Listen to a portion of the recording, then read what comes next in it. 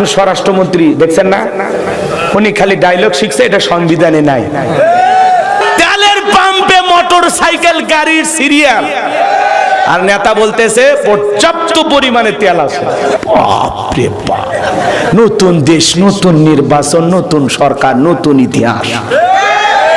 জাতির কপালে সামনে যে কি আছে আল্লাহ ছাড়া কেউ জানে না। অতএব দয়া করে একটু দেশটাকে আপনারা কন্ট্রোল করেন, জনগণকে আর ভোগান্তির শিকার দিই না। মোটর সাইকেল নিয়ে যায় পাম্পে তেলের জন্য জনগণ ঘুমাচ্ছে, আর আপনারা তামাশা করেন। কথা কয় না কেন?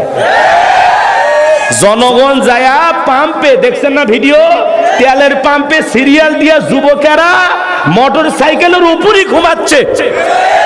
তাও মন্ত্রী ঠাট্টা করে বলতেছে তেলের প্রচুর মজুদ আছে, এ দেশে কোনো সংকটই নাই। এ ভাই, হক কথাগুলো বলার দরকার নাই। এটার নাম কি রাজনীতি?